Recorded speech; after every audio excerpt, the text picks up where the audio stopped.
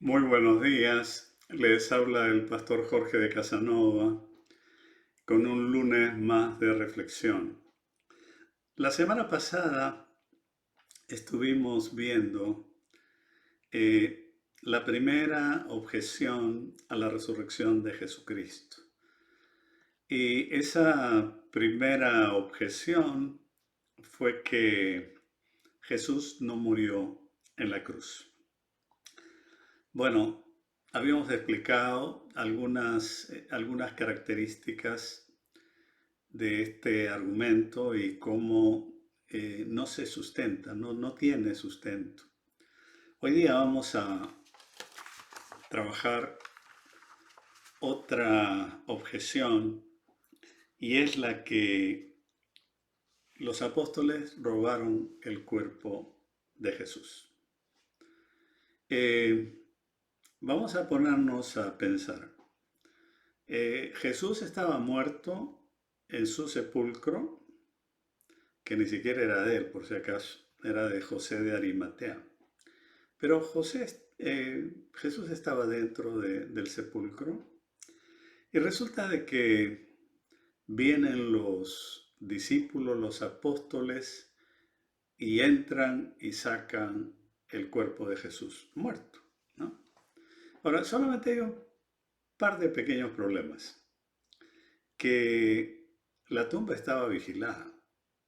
O sea, no es que ellos podían llegar, mover la piedra, sacar a Jesús, no, la cosa no era tan fácil.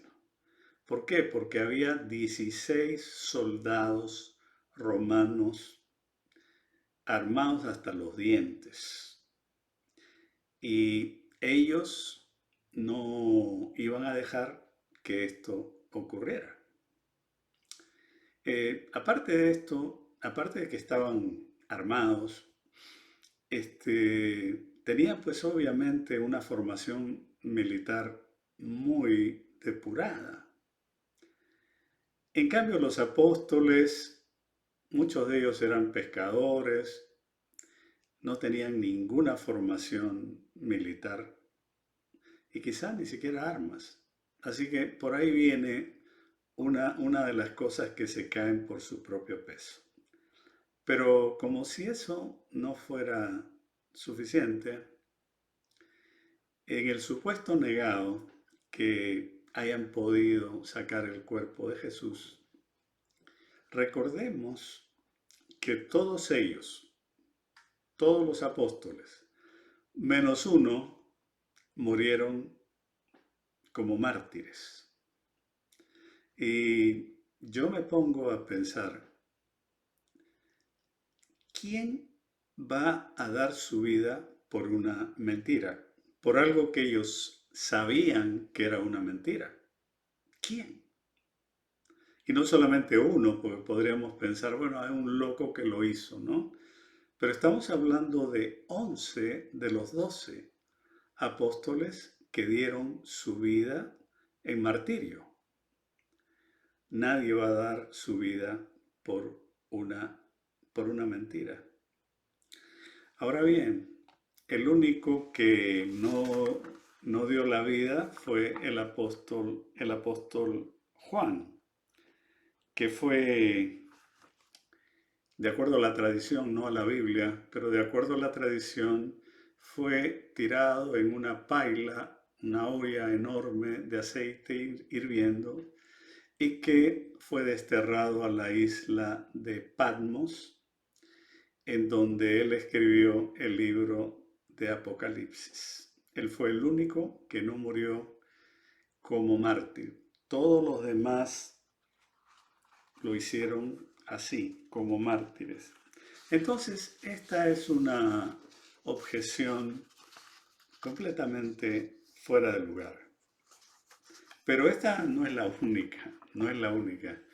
Otra objeción es que los dirigentes judíos robaron el cuerpo de Jesús. Miren, acá hay varias aristas que no cuadran, ¿no? ¿Qué interés podían tener las autoridades judías, es decir, el Sanedrín. El Sanedrín era un cuerpo de personajes religiosos y ellos tenían una función religiosa pero también política en Israel. Entonces, ¿cuál sería el propósito? Ya, robaron el cuerpo, pero cuando los discípulos y los apóstoles empezaron a predicar sobre Jesús resurrecto, y entonces ellos podían simplemente sacar el cuerpo de Jesús y decir, ¿cómo que está muerto? Más muerto no puede estar. Y se acababa el asunto. Ahora, ¿por qué había 16 soldados fuertemente armados en la puerta de la tumba? ¿Por qué?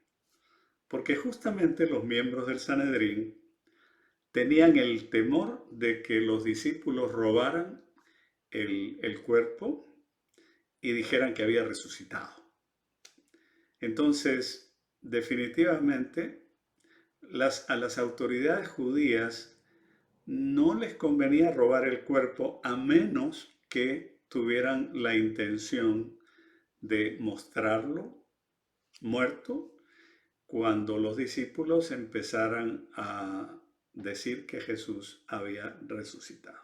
Así que esta objeción es una objeción completamente absurda.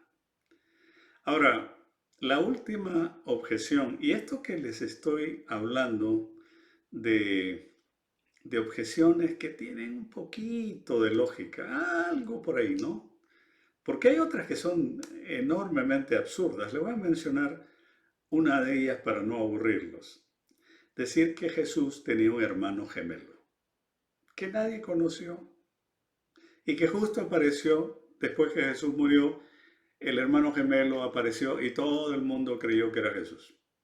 Ya esto es el colmo de la absurdidez.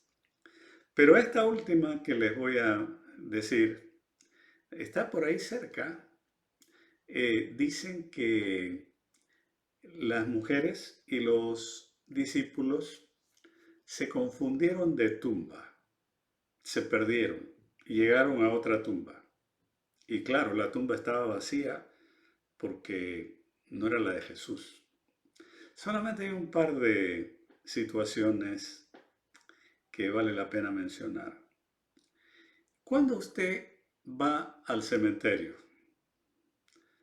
muy de vez en cuando, muy de vez en cuando la persona que ha fallecido es una persona que ha sido cercana o uno es cercano a los familiares de la persona que ha perdido a un ser querido. Pero eso no ocurre con frecuencia, no ocurre con frecuencia.